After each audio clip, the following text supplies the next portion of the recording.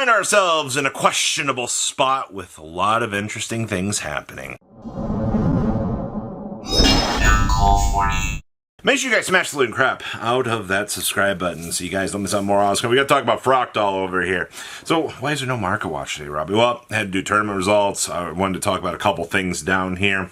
It really wasn't going to be a market watch, just reminding people of things that we need to keep an eye on. So Lunalight hype. Lunalight hype. Can you guess why Tri-Brigade card's going? Well, it's because you can actually use the stupid thing to mill out an additional monster from the deck. And guess what, everybody? It gives you extra options to play the game. Now, it really depends on how many Fractals you're going to choose to play. Because the only numbers I've ever seen on Fractal have been 1 and 2. Nobody is ever optimizing and going beyond that. And to the one person over there that's going to go, ooh, Fractal, you say? Yes, please go on ahead and try to play 3 Fractal and the rest of the Tri-Brigade package in the Lunalight deck and just see why this pile of cards is going to be an absolute garbage dumpster fire and why it's not working out for you in the way that you would expect. But either way, for what we are expecting right now with this, one Lunalight hype is very, very real right now. And if it's enough that, you know, Fractal is starting to gain this this momentum, okay. I mean, what other Lunalight cards you got to keep an eye on? You guys already know. Go look back at the tournament results today. Take a look at that list. And it should give you a little bit of an idea as to what is going to shape up in the meta. If you don't believe in this deck and you're like, oh, hey, you know, I absolutely don't like Lunalights, then okay. If you got some Fractals, go sell them. Go make a little bit of money right now. And, you know, we'll see if more and more of these are going to take off. I truly do believe at this point in time, it's possible to see where this market is going to go. Now, you guys heard over the weekend, I was talking about Ghost Ship. And evidently, nothing has changed on this card over the least little bit of the last couple of days. I can't imagine that an old card like this is going to repopulate on the market out here because it's not possible. The card is so far gone from its quantities of what it is. This thing's all the way back in Generation Force. We still have 16 listings available on this thing. And the reason why I keep bringing this thing up is they keep disappearing off of the market. There's a clear indicator as the days go by on the sales that people are picking this up. Somebody just bought copies at $8 a piece for an old roll. It's because it's a level 5. It's a level 5 that lets you banish a stupid light monster to be able to summon out the stupid little thing. And then congratulations, you've got, you know, your entire canine armament set up that you can basically be able to step through and do all of the canine plays with. I think Disc Blaster is a much better card than this, but the community and the market are telling me that everybody else is going after Ghost Ship right now as that big pickup. And I'm kind of intrigued with this, man. I have not seen builds playing this, but yet the market continues to watch this card getting wiped off of the market. I don't know, man. I got to continue to bring this up because as each and every day goes by and we see more and more of these disappearing, I mean, it's an interesting scenario, everybody. Yeah, I know. You can tell that people are really excited for canine cards right now. If they are really, really, really, really willing to, you know, start clamoring down on these random buyouts to ensure that they've got the cards, okay. Herald of the Orange Light. Ooh, so this, first of all, Monster Mayhem. Well, we'll talk more about Monster Mayhem on the next one here. But Herald of Orange Light finally got a Starlight out of Monster Mayhem. And you had a market price at $45. Now, you're probably like, okay, I mean, that's not awful. Yeah, all the $45 ones are gone. There was one cheap one, but in the last 2 to 3 days, multiple copies of this have been getting bought off of the market because people are like, oh, hey, we finally have a Starlight rare. Why would we not want to pick this up? I mean, to be honest with you, if you guys remember, the only other high rarity that Orange Light ever had was that stupid expensive Ultimate Rare from that from that OTS pack a long time ago. We've seen that thing go woo. I think we had like $150 on this thing at one point in time.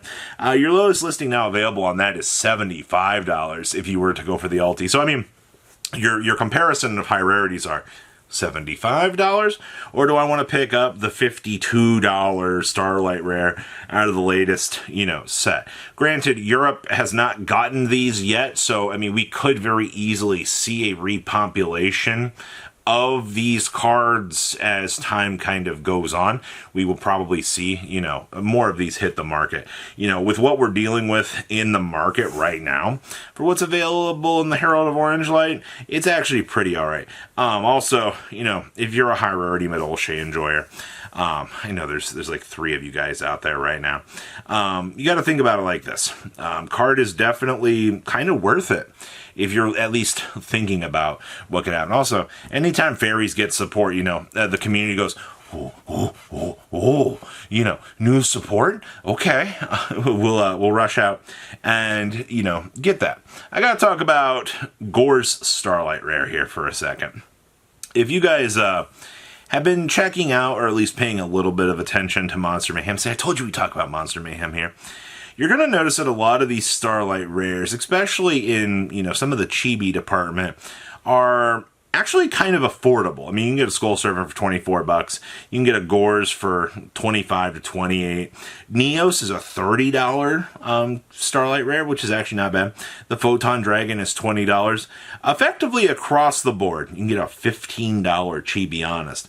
Effectively across the board, all of the Starlight Rares that were available in this set have all gone drastically down, especially when it comes to the chibi department. Now, I do not hate the chibi idea whatsoever. I just think that Konami put too much of an emphasis on the chibi cards in this set, and it initially kind of failed. And I think Konami's going to have to rework the ideas of exploring these types of cards again in the future. But depending on how cheap that these cards do continue to go across the board, I think you've got a fantastic opportunity here, everybody. And especially, if you're not a fan of the chibis, that's fine. But if you are a fan, especially, for the older format players out here, especially looking at Gore's out here, Gore's is a one-of.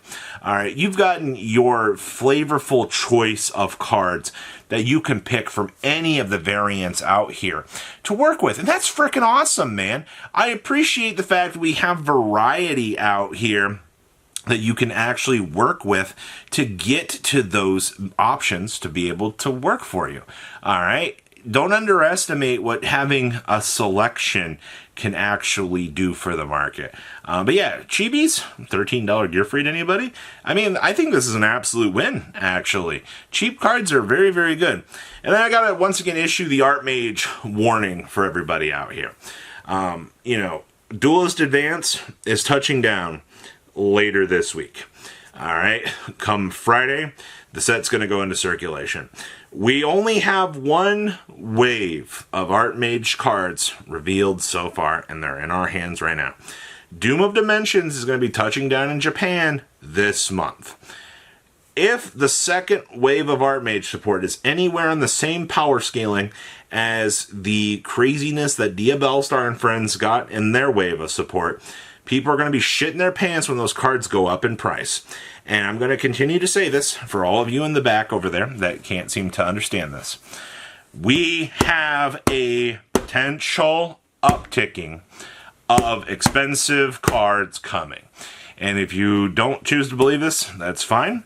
The warning signs are on the wall, and it's really, really good to have an opportunity to at least go, hey, we'll see what happens here. But from where we're looking right now, Art Mage stuff has an interesting upswing here, and I'm definitely interested to see where we're going to swing that pendulum going forward out here. Duelist Advance is its core components. I mean, it's been an interesting set to watch. I am very curious to see where things are going to settle, especially when Justice Hunters touches down here. Actually, I'm expecting an absolute bloodbath when Justice Hunters touches down on the market. It's going to be an interesting time, but please, everybody, leave a comment down below. Tell me what you guys think. And I will see your beautiful faces back here later in the day, guys. Patrons, thank you.